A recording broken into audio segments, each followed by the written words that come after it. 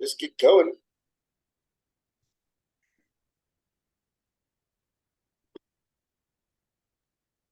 So, welcome to 2023, I suppose. The year is beginning fast. We're already on the 24th of January. It seems like just yesterday we were going through Christmas. And yeah, life seems to be going damn fast at the moment. Reminds me what a friend of mine always says. Life is like a toilet roll. The closer you get to the end, the faster it flipping spins. It's just spinning fast at the moment. Anyway, great to be with you, and welcome to our podcast series for 2023. And today's session, we're just really going to share with you about our podcast, what we do, how we do it, and why we do what we do. And with me is the host of our podcast, Sully. Hey. How you doing, babe? Good on you, pal. Good. Yeah. It's actually funny that you say that. I mean, as you said that, I was like, man, a month ago was Christmas. It's freaking crazy. Just super excited to be kicking off again and doing what we do and introducing people to the podcast. It's now a different version that we've done. I mean, we've never done it like this before, so it's going to be quite interesting to see how this plays out. So yeah, I think, so one of the things I think that I really wanted to discuss today is the topic that we've been discussing at Circle of Influence, our weekly breakfast every Thursday at Corporate Conference Center in Edenvale. And we are currently discussing Begin with the End in Mind, right? So what to your view, what does Begin with the End in Mind mean? Well, I think first of all, acknowledge where it comes from, where I learned it from. I learned it from Stephen Covey and his 7 Habits of Highly Effective People. And yeah, I just, I've used it many times in my life, and it's something that I use to give me direction. And that's really what it is. It's, where are you going? Why are you doing what you're doing? What is the end in mind? What do you have in mind at the end of 2023? What do you want to achieve this year? What do you want to achieve in health, wealth, happiness? What do you want to achieve spiritually? What do you want to achieve? What do you want to achieve financially? What do you want to achieve in your business? Where are you going? So, a lot of times I see in this world today, people just go from year to year, from month to month, from week to week, and hope that it's going to change. It's not going to change unless you have an idea of where you're going. And then once you know where you're going, you can start crafting a plan. Once you can start crafting a plan, you can start acting on that plan. But you got to begin with the end in mind, know where you're going. And that's really what this is, or what begin with the end in mind is getting more and more clarity on where you're going. And when you know where you're going, it allows you to be clear on what you're going to do and how you're going to do what you're going to do. Too many people, I just see way too many people have so much indecision in their life because they're not clear on what they're going to do. I mean, we discussed it in our Monday morning meeting, and I put it to the team. I said one of the biggest problems that creates confusion with people in a team and in any organization is that, one, people don't plan their day, and two, people don't plan their week. So you take it down into a simple, we talked about it as you remember, Sudi, a simple exercise. What am I doing today? And the night before you get to today, sit down, write down, what am I doing tomorrow? Right. I'm getting up. I'm waking up at 4:30. I'm gonna, I don't know, have some quiet time. Then I'm gonna do some exercise. Then I have an hours to get ready. I have breakfast. Then I start work. I don't know, 7, 8, 9, whatever time you start work, and then you break that up into hour sessions. What do I want to accomplish? And you schedule your day. What it does is when you wake up, you don't have to decide, oh, am I going to get out of bed or aren't I going to get out of bed? Am I going to exercise or aren't I going to exercise? You become very clear. And what happens over a period of time, you create those habits, you create efficiencies, and you start producing results like you never imagined you could produce. So you did just mention is something in terms of a daily planner. So I've always had the daily planner in my not even a planner. Let me just say I had what I thought I needed to do within a day, right? And then what happens in a day is load shedding or this or that, and then life just takes over. And all of a sudden, what I was thinking about doesn't happen. Do you think that something different happens when you have it written down and you can actually look at it, right? You can look and go, okay, so I said I'm going to do this. Do you think that there's a difference to beginning with the end in mind for your day, for example? Yes, most definitely, because once you put it down on paper, it becomes real. When it's stuck in your head, it's not real. So you create reality to it immediately, and then when you start writing it down, are you convicted? Are you going to do it or not? The problem.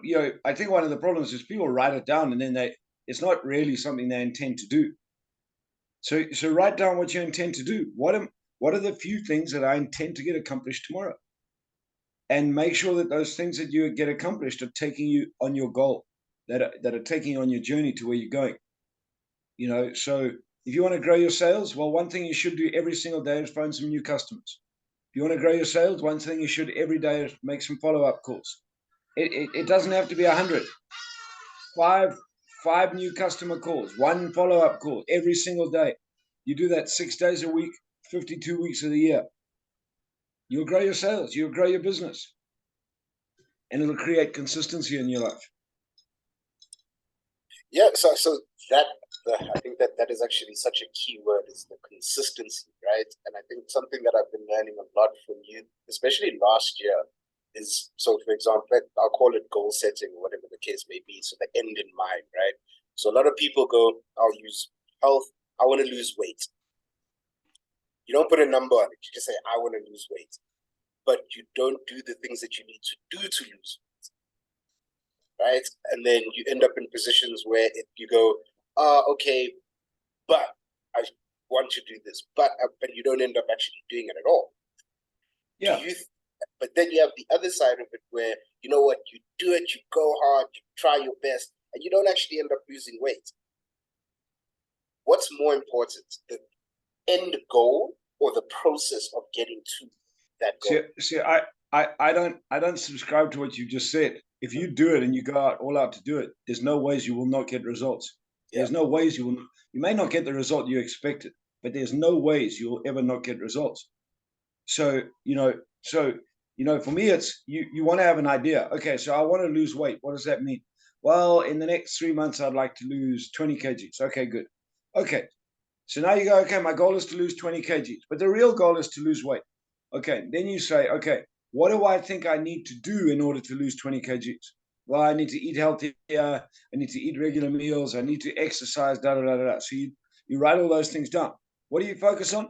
Eat healthy and exercise. That's it. That's what you focus on every single day. So you make sure you manage that. You can't control whether you're going to lose 20 kgs, 15 kgs, 12 kgs, 23 kgs. But I guarantee you that if you sit down and you put it into a logical perspective, it's not rocket science. Most things are not rocket science. Put it into a logical perspective. I need to get more customers. Okay, in the next 3 months, I need 20 more customers. Okay, good. Well, how did I find my last customers? Well, what I did is I met some strangers. I went to a networking breakfast. I picked up the phone and did some cold calls. Okay, good. Right. Can I do that again? Yes. Okay. Now I need 20 customers. Right. How many strangers do I have to speak to? Well, I think if I speak to 200 strangers over the next 3 months, I'll find 20 customers. Okay, good. So your goal is 20 customers. Now what do you sell out to? I sell out to speaking to 200, meeting 200 new potential customers. Now I can do that on the phone. I can do that by knocking on doors, doing cold calling. I can do that by going to events and seminars, and I can do that by going to networking meetings. And then you plan that, and you go, right, once a week I'm going to go to a networking breakfast. 4 times a week I'm going to go knock on 5 doors. So I do 20 a week. In 10 weeks, I've done 200 doors. I've been to some functions. I'll connect with 200 new people. Now, I can't control whether those 200 people are going to become customers in the next 3 months or not. But logic tells me that my gut feel says if I speak to 200 people, I'm going to find 20 new customers. And along the way, I'm going to learn what works. I'm going to get better. Okay, so you might end up with 16 or you might end up with 23. Guess what? You'll be a damn sight better than where you are sitting at the moment. The problem is what people actually do, Sully, is they start off and after 2 weeks they measure and they haven't got the results they expect and they quit. It gives them a way out. No, it's not how it works. You stick to it consistently over a sustained period of time, and that creates results. So you've now come off one of your, I'm going to call it a challenge. It seems like you're always putting yourself in positions of pressure to challenge yourself. Yeah. Which was your 8-week rowing challenge to basically do the time trial for the indoor rowing champs for over 50 men, right? And now you've sent in your time trial. What for you was it about? What was it about? Was it about improving your time, or actually submitting a time for the time trial, or just actually doing it for 8 weeks? So the goal is simple. The original goal was to compete in the Indoor World Rowing Championships. And the Indoor World Rowing Championships are on the 25th and 26th of February. So I set that goal in November, okay, that I wanted to compete in the Indoor World Rowing Championships. Then I sat down and I looked at it and went, okay, what does that mean? Well, what that means is that by the end of February, I have to put in a qualification time. If my qualification time is fast enough, and I get into it, and I'm in the top 15 in my age group, men 50 to 54, then I will qualify to race in the World Indoor Rowing Championships. Then I looked at my time and said, okay, what do I need to do? And for me, the first goal was to break 7 minutes. That's like a milestone. So we set a goal to do 6 minutes 55. And that was it. I sold out with my coach. I sat down with my coach, and we agreed we have 8 weeks within which to get a fast enough time. And I had to, in order to get to 6:55, I had to cut 17 seconds off my time. And that was it. So we had the goal, and then we went, okay. And then I said to him, what do I do for 8 weeks? And he gave me a program. And he said to me, you were in that session when he said, how many days a week can you row? And I said, it's not up to me. You tell me how many days a week you need me to row so that I can hit the target. You remember that? Yep. And he told me, he said, well, for the first 6 weeks, it'll be 5 days a week. And on the 6th day, you can do any other form of training you want. And on in the next 2 weeks, it'll be 6 days a week. I said, okay. And that's what I did. For 8 weeks, I didn't miss a single day's training, didn't miss a single day of the program. And I got focused. So what I did is, and it's this, I'll talk about this. I just made a decision that I was going to get disciplined to follow the process. And I was very disciplined. I followed the process, very focused on what I had to do. And I ended up getting my time of 6:55. Now, where we sit right now on the 24th of January, I have no idea whether that 6:55 time is going to be fast enough or not. But it's the time I got, and it's the time that I pushed towards, and it was a considerable personal best for me. So I got to be happy with what I achieved.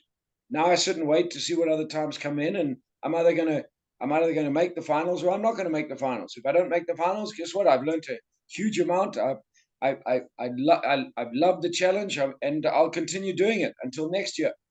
24th and 25th of February next year is the Indoor World Rowing Champs. Again, I'm going to keep training and see what happens. If I do make the final, guess what? It'll be a great experience. I'll see where I'm at. I'll see how I stack up to other people my age around the world. And then I'll do it again. So, but I think to answer your question, the most important part, once I'd gone through that process, once I'd decided on my goal, once I'd found a coach, once I had agreed on how many days I could train, once I had a training program, was just to sell out to the training program. That was it. I sold out to the training program, sold out to eating healthy, sold and made it happen. Did I have obstacles in the way? Hell yes. But because I had planned it, for example, we went away out of Johannesburg for 5 nights to a game lodge. Okay, well, there's no rowing machine at the game lodge. Very few game lodges have Concept 2 rowing machines. Well, guess what? I took my friggin' rowing machine with me. My family, we could have gone in one car. We ended up going in 2 cars. Now, some people would say that's a bit extreme, but guess what? I was committed and focused on the with with the end in mind. I still wanted to go on holiday. I still wanted to spend time with my family. So I packed up my rowing machine, put it in the car, took it out to the lodge, got up every morning before everyone else got up, did my workouts, and got it done. Still spent lots of time with my family, still had a great holiday, and was able to get absolutely still keep focused on the goal and the process that I had. So begin with the end in mind and discipline, coupled with what you just said now, right? But and that was the question, sort of statements I was gonna make, and question I was gonna ask is, I mean, you went away, you took your rowing machine with. Most people wouldn't do that, right? And and not to offend anybody, but most people would go, oh, it's Christmas time, I'm on holiday, let me spend time with my family. And weirdly enough, that type of behavior and thinking then applies to your life as you go forward anyway, right? Would you agree with that in terms of the ability to make excuses and justify why you shouldn't do something to achieve your goal, for example? Yeah, I mean, what's interesting is my family wholehearted supported me. They helped me pack it up, put it away. It was a whole journey for us every morning. They encouraged me. And guess what? I'm teaching my daughters to have some discipline, to have some focus, to sell out to the things that you agree to do. And the reason they supported me was because I wasn't half-assed about it. I wasn't, well, maybe I'll do it, maybe I won't do it. I was 100% committed. There's no question. I was absolutely sold out to what I was going to do. So guess what? When you're sold out to what you're going to do and you sold out to the process, nothing will get in the way. You will find a way around the obstacles to make sure you get it done. It's never actually that. It's never actually that difficult in terms of it's often very simple to make it happen. Yeah, you gotta make some plans and do some things, but guess what? You get it done. So it comes, and sadly, I think that's a big failing for many people in the world. And I look back on my life whenever I've never really achieved the goals that I wanted. Why?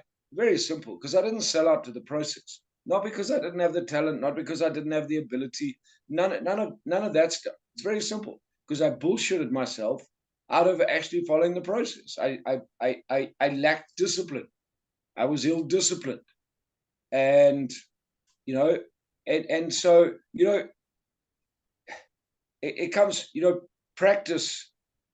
Practice is a key thing, and that's what the process is. It's putting into practice consistently over time. I mean, Tiger Woods, undoubtedly one of the most talented golfers this world has ever seen, practiced more than pretty much any other professional. Why? Because he was so friggin' talented. He owed it to himself, everybody else around him. So he put even more work. And I think that's what creates. In fact, no, not what I think. That is what creates results. I was listening to one of my favorite podcasters, Joe Rogan, the other day, and he was talking about discipline. And he says it's that. It's very simple. It's committing. It's committing to a process day in and day out, day in and day out. And suddenly you see the results.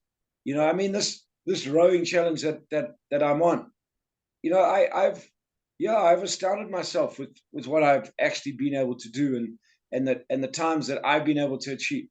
And guess what? The challenge was against myself, not against anybody else. The challenge was against me. And I think that's one of the biggest things, Sully. Too many people get lost in the challenge against other people.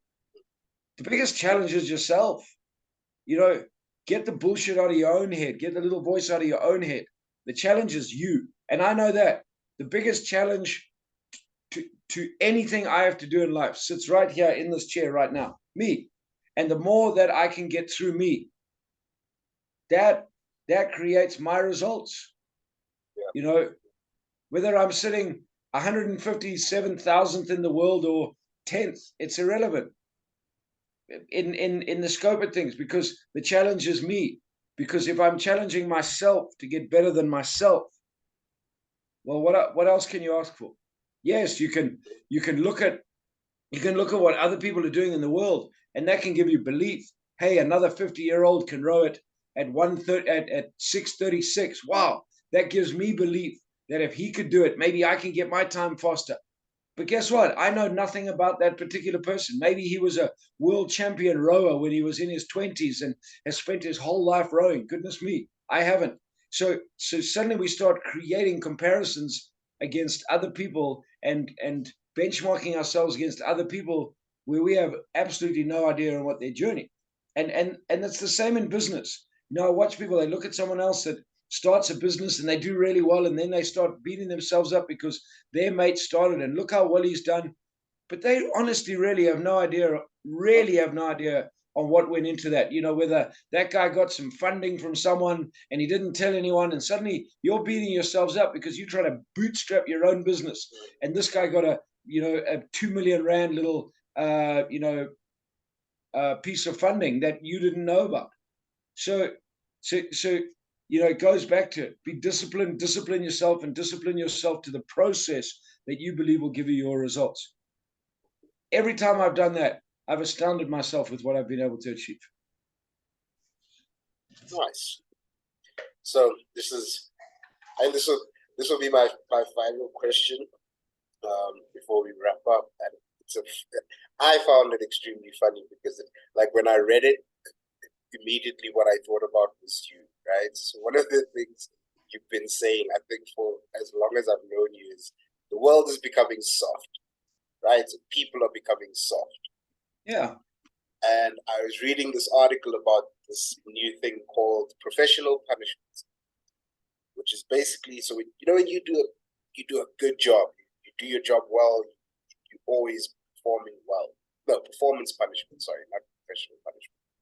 And basically what then happens is, what the author of the article was basically saying is, the problem with that is then your boss looks at you and goes, ooh, this person, they great. So they just keep giving you more work. And this person ends up getting overloaded and burns out. What do you think of that? What do I think about that? Yeah.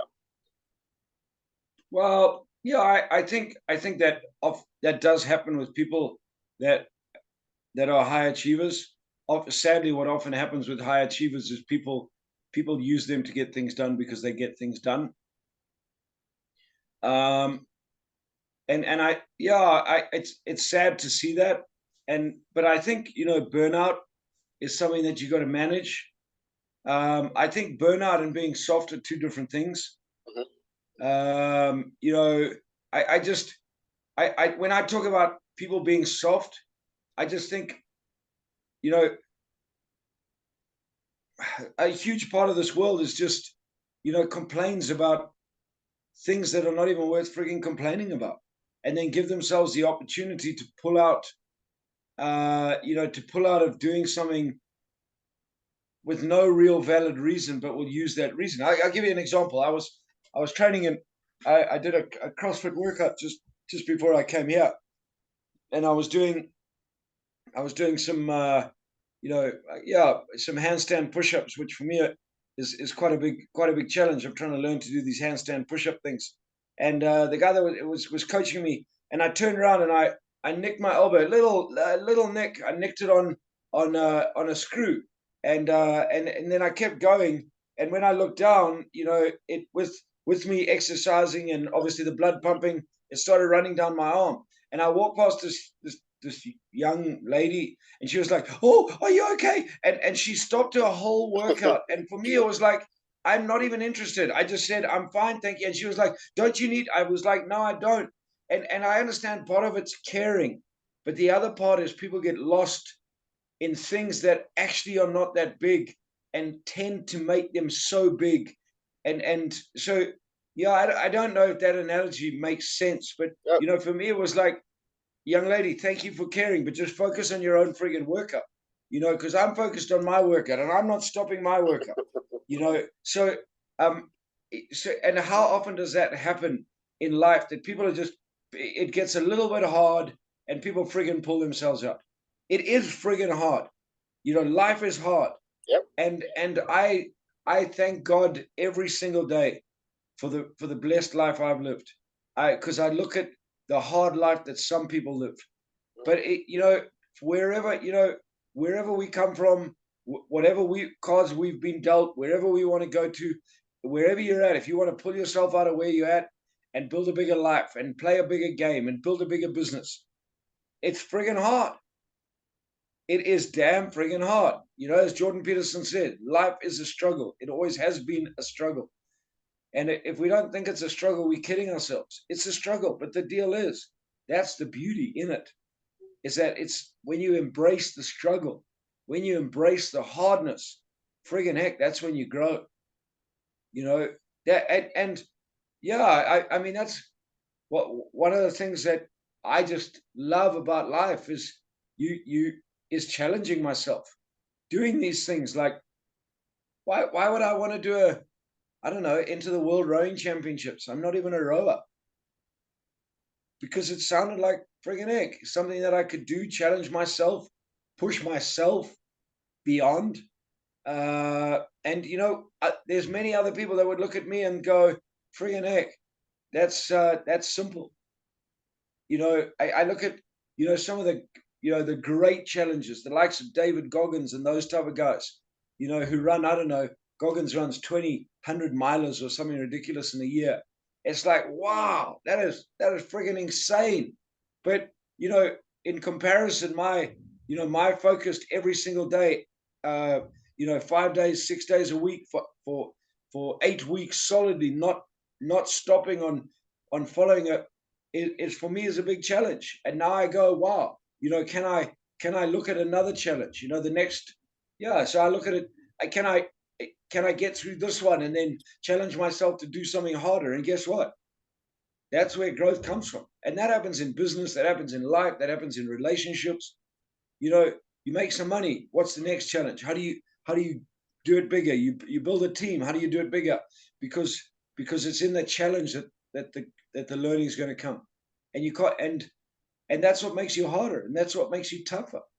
And you know, that's what makes you physically tougher, mentally tougher, spiritually tougher, emotionally tougher.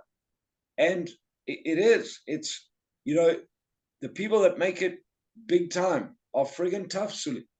They're not soft, they are tough. And you know, I've had the blessing of hanging out with some very friggin' tough people. And when the tougher you become, mentally, physically, emotionally, and spiritually, the bigger the game you can play in life. And that's it. And guess what? The bigger you become, the tougher the tougher the challenge you can take on, the tougher the challenge you can achieve, and the more you can build other people. Because leadership's tough, growing other people's tough, standing up in the face of adversity is tough, helping other people rise up is tough. So yeah, it's time. It's time for us to get a little bit tougher, but tough on the 100%. right things. Yeah, and I think it's also important to note that tough doesn't mean you have to be a jerk. It's two very different things, and I think that's where people get it very confused. You do not have to be an arsehole to be tough. 100%. You just, the biggest toughness is being tough on yourself. Live above the line, take responsibility, don't take the bullshit. I mean, how many of you, as you're listening to this, I'm sure, is, if you're like me, I'm good at spitting myself bullshit. Stop the bullshit. Be honest with yourself.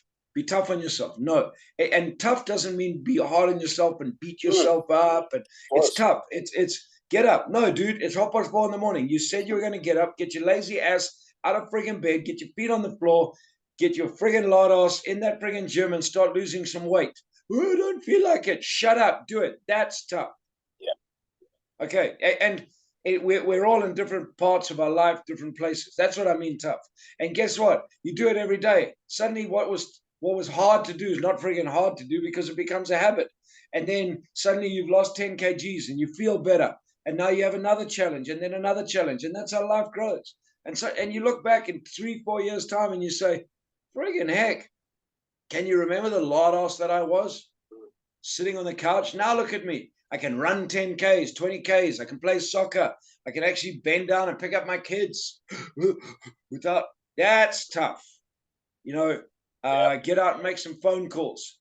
Don't don't stand in your own way. Get yourself out of your own way. That's what I mean by being tough.